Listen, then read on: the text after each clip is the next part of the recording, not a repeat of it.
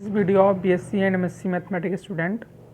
आज की इस वीडियो लेक्चर में जो है हम लोग चैप्टर सीक्वेंस एंड सीरीज का ओवरव्यू देखेंगे। दैट मीन्स की एडिशनल पॉइंट जो हमने इस सब्जेक्ट में पढ़ा और देखा उसको शॉर्ट फॉर्म में उसका ठीक है कुछ और कुछ एक्स्ट्रा पॉइंट भी।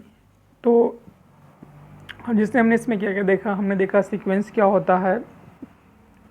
ओके, एक मिनट हम इसको ओवरव्यू ले ही लेते हैं। बहुत कुछ है इसमें तो। ओके, तो जैसे ये हमने देखा सीक्वेंस देखा था क्या है, फिर इसके बाद रेंज पे हम लोग मूव किए थे, फिर बाउंडेड सीक्वेंस क्या है। ओके, और इसमें सारी प्रॉपर्टियाँ इसके example convergence of A sequence पर हम लोगों ने मूव किया था। उसके बाद ये सारे एग्जाम्पल्स देखे थे। इसके बाद limit point of A sequence, oscillatory sequence क्या है, ये सारी चीज़ें, अपर लिमिट लोअर लिमिट क्या होती हैं। उसके बाद size, limit superior limit inferior. Okay, इस पे थ्योरम, ये सारी चीज़ें की प्रॉपर्टी एग्जाम्पल्स और ये सभी थ्योरम्स। इसके बाद हमने कॉची फर्स्ट थ्योरम देखी थी क्या होती है, उस पर बेस एग्जाम्पल कई सारे। ओके, इसके बाद कॉची सेकेंड थ्योरम क्या होती है, इसको भी हमने देखा था।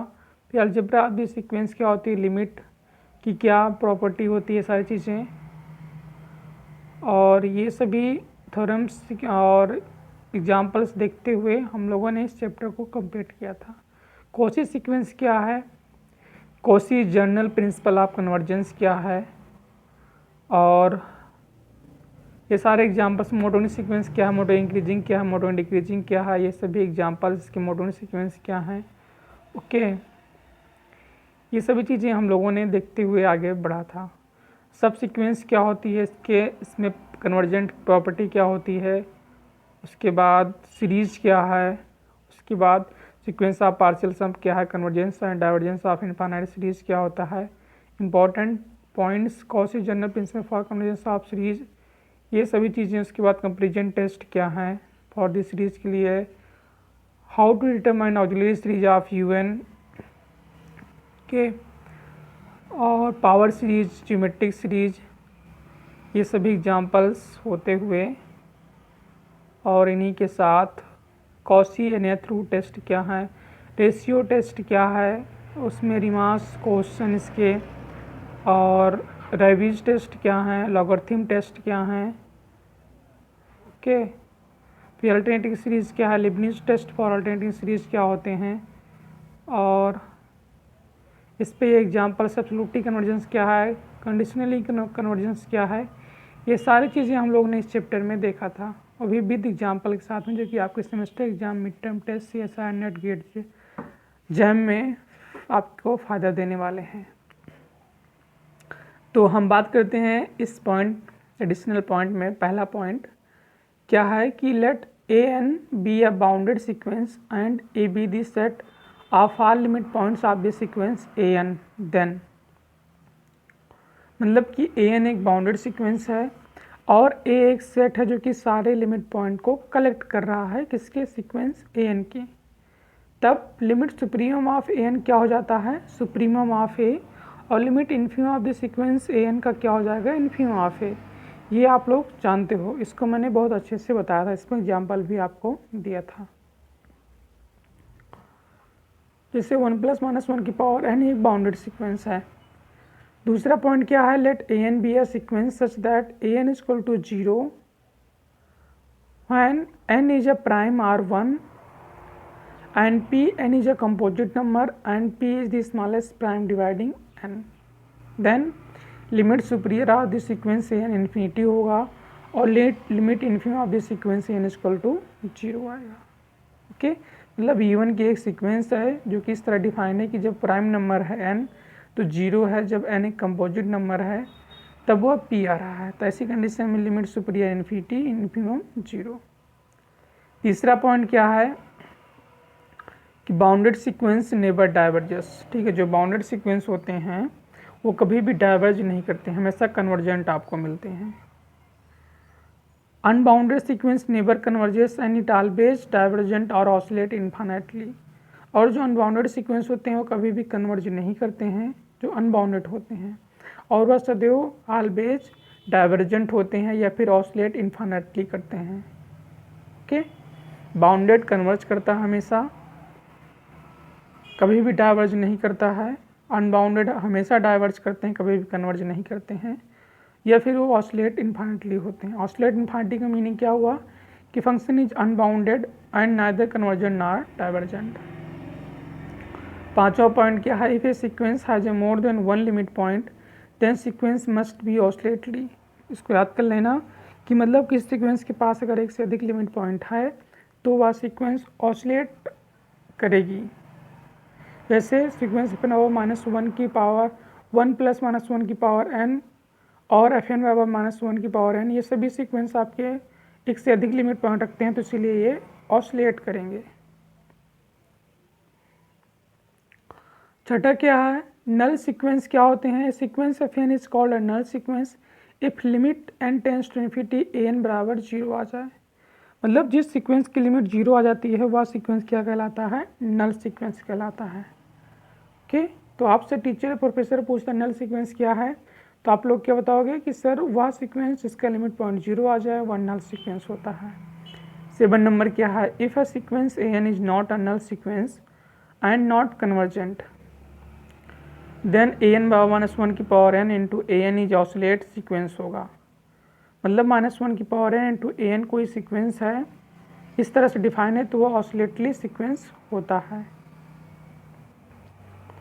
आठवां क्या है, लिमिट सुपीरियर और limit inferior of a monotonic sequence are always equal if bounded then it is equal to the limit of the sequence and if unbounded then +∞ in case of the increasing sequence and -∞ in case of decreasing sequence आती है।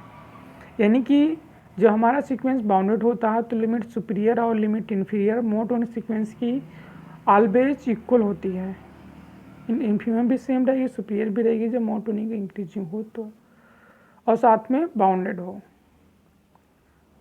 Sorry गलत मैंने बोल दिया, limit superior और limit inferior monotonic sequence की, और monotonic आप जानते हैं तो इंक्रीजिंग हो या फिर डिक्रीजिंग हो, तो आर ऑलवेज इक्वल होती है यदि वह सीक्वेंस बाउंडेड है, और तब उसकी लिमिट जो है इक्वल होगी। ऐसी कंडीशन में लिमिट इक्वल आएगी और सुपीरियर इन्फीरियर भी इक्वल रहेगा। लेकिन जब सीक्वेंस हमारा अनबाउंडेड है तब इंक्रीजिंग केस में +∞ होगी और डिक्रीजिंग केस में -∞ उसकी लिमिट पॉइंट होगी। ओके, चौथा क्या है, 9 नंबर क्या है, if sequence fn an is bounded and ab are limit infimum and supremum respectively then only finite member of the sequence may lie outside the interval ab के। ये point important है कि यदि मान लीजिए आपका सीक्वेंस एक है जो कि बाउंडेड है और ए बी उसके इन्फीमम और सुप्रीमम पॉइंट हैं, तब उस इंटरवल के बाहर एक finite member of this sequence का लाई करेगा। ओके, 10वां क्या है, दिस सीक्वेंस आर की पावर n कन्वर्ज करती है टू 0 पे इफ़ r < 1 हो। आपको कोई भी जैसे सीक्वेंस नहीं, मान ली 1/2 की पावर कुछ दिया, 1/3 की पावर, इस तरह बढ़ता वो जो हो, तो r अगर < 1 है तो वह सीक्वेंस कन्वर्ज करेगा 0 पर। 11 नंबर क्या है, if r > 1 then limit n tends to infinity r की पावर n क्या हो जाएगा, +∞। और यानी कि जब r 1 से बड़ा हो जाएगा ऐसे केस में, तब आपका उस केस में लिमिट आएगी जो वो +∞ आएगी। ओके, 12 नंबर क्या है, ये सारे पॉइंट बहुत इंपॉर्टेंट हैं आपके नेट के पॉइंट ऑफ व्यू से। Let an be a sequence such that an² converges to 0 then an should converges to 0, necessary condition है। मान लीजिए an एक सीक्वेंस है जो इस प्रकार है कि इसका an² 0 पे कन्वर्ज कर रहा तो an पे कन्वर्ज करेगी, यह नेसेसरी कंडीशन है।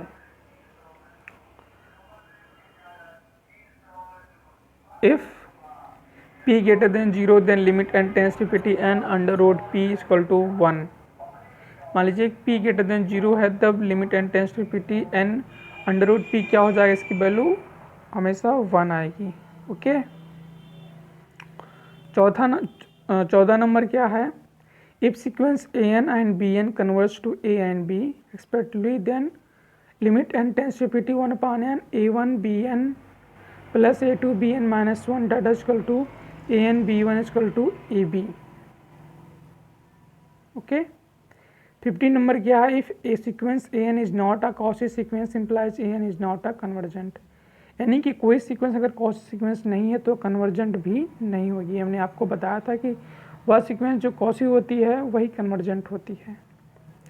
16 नंबर क्या है, limit is always unique but limit point में और मे नॉट बी यूनिक, यानी किसी भी सीक्वेंस की लिमिट तो यूनिक होती है लेकिन लिमिट पॉइंट यूनिक नहीं होती। जैसे आप एफ एन में वन प्लस माइनस वन की पावर एन, इससे आप जान रहे हैं 2 लिमिट पॉइंट आएगा, माइनस वन की पावर एन भी इसके भी 2 लिमिट पॉइंट आएंगे, 1 और माइनस वन। तो लिमिट पॉइंट जो है वैरी कर रहा है। 17 में क्या है, monotonic sequence is converge if and only if it is bounded. ये मैंने आपको बताया था कंडीशन की कोई भी मोनोटोनिक सीक्वेंस कन्वर्ज होता है अगर वह बाउंडेड हो तो।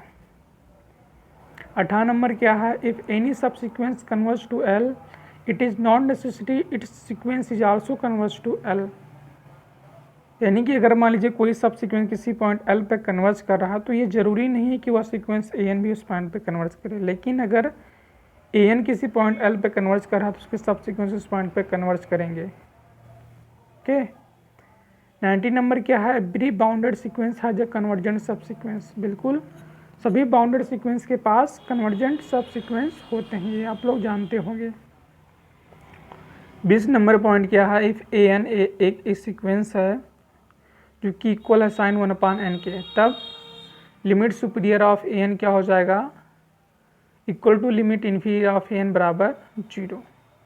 यानी कि आप जानते हैं कोई अगर बाउंडेड सीक्वेंस होता है तो उसकी लिमिट सुपीरियर इन्फीरियर दोनों इक्वल होते हैं, यह भी हमने देखा था।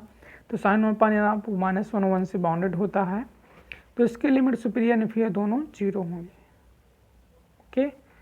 21 नंबर देखिए, आप मान लीजिए ए एन एक सीक्वेंस के डिफाइंड है इस तरह से, ए एन एक प्राइम नंबर है जो कि मतलब सेल्फ से डिवाइड होता है, प्राइम उसी को बोलते हैं, तो 0 आएगा। अगर एन हमारा कंपोजिट नंबर निकल गया तो वो पी आएगा, जहाँ P is the smallest prime dividing n है। तो ऐसे केस में limit superior of the sequence की इन्फिनिटी और लिमिट इन्फिनिमम 0 होती है। ओके। 22 नंबर क्या है, बाउंडेड सीक्वेंस नेवर डाइवर्ज। आप इसको अभी हमने फिर देखा था कि जो बाउंडेड सीक्वेंस होती है कभी भी डाइवर्ज नहीं करती है। Unbounded sequence never converge but and it is always divergent और ऑसिलेट इनफाइनाइटली के बीच में। और एन इज कहलाता है null sequence, limit n tends to infinity a n 0 हो जाए। ये आपने 25 फी वही रिपीट हो गया इसमें। ओके। इसके बाद देखिए नेक्स्ट पॉइंट, टेलीस्कोपिक सीरीज, ये फिलहाल आपके लिए इम्पोर्टेंट नहीं है लेकिन आप चाहें तो पढ़ सकते हैं इसको।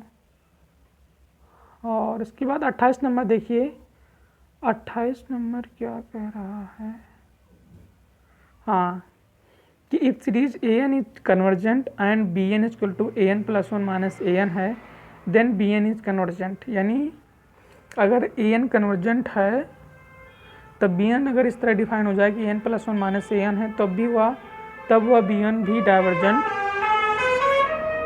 होगी। ओके। 29 नंबर क्या है कि if series a n square and b n square are convergent series of positive real number then summation series 1 upon under root a n into b n भी कन्वर्जेंट होगा। ओके। 30 नंबर क्या है कि if series a n is divergent then series a n upon n is convergent होगी। मतलब A N अगर convergent है तो उसको एन से अगर डिवाइड किया जाएगा तब भी वह कन्वर्जेंट होगी। आप इसको समझ सकते हैं कॉची फर्स्ट रूल। 13 क्या है, if a n is convergent and a n greater than 0 for all n then series a n upon n is convergent. यानी कि एन अगर कन्वर्जेंट है तब a n upon n convergent होगी, ऊपर की तरह ही ये है। 32 नंबर क्या है कि इफ़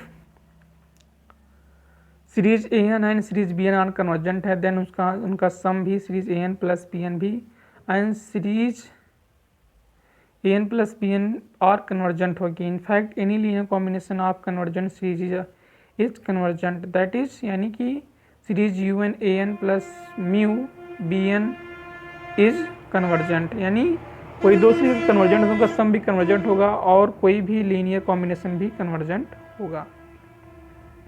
एडिशन सब्ट्रैक्शन कोई भी। 13 नंबर क्या है, sum of the two divergent series need not be divergent, इन्हें सम ऑफ डाइवर्जेंट सीरीज जरूरी नहीं कि वह डाइवर्जेंट हो। 34 नंबर क्या है, when the series is conditionally convergent any kind of rearrangement of terms और इंसर्ट द ब्रैकेट्स में alter the sum of the series. 34 number क्या कह रहा है कि जब सीरीज कंडीशनली कन्वर्जेंट होती है तो उनका रीअरेंजमेंट उनके कन्वर्जेंट को बदल देता है। कंडीशनली कन्वर्जेंट क्या है, यानी कि सीरीज कन्वर्जेंट हो बट उसकी एब्सोल्यूट सीरीज जो है वह डाइवर्जेंट हो जाए। क्लियर है। 35 नंबर क्या है, conditionally convergent series can be rearranged in a fashion that it converge to pre decided number पर, यानी कि अगर एक कंडीशनली कन्वर्जेंट सीरीज है तो वह इस प्रकार अरेंज की जा सकती है कि वह पहले से डिसाइड नंबर पर कन्वर्ज कर जाए। ओके, और ये सॉल्व एग्जाम्पल को हम लोग नेक्स्ट वीडियो में डिस्कस करेंगे। आप लोग सर्च करिएगा solve portion of series and sequence का, तो आपको ज़रूर मिलेगा। तो ये सारे पॉइंट आपको याद करने हैं जिससे आपका नेट गेट और mid term test semester exam में हेल्प करें, क्योंकि इसको समझ लोगे तो आपके टीचर प्रोफेसर पढ़ाएगा तो आप लाजवाब तरीके से समझोगे। ओके, तो ऐसे ही आप लोग हायर मैथमेटिक्स के वीडियो को देखने के लिए चैनल को सब्सक्राइब करें और वीडियो को लाइक भी करें, क्योंकि आपके सपोर्ट से चैनल ग्रो होगा। Thank you very much for watching the video.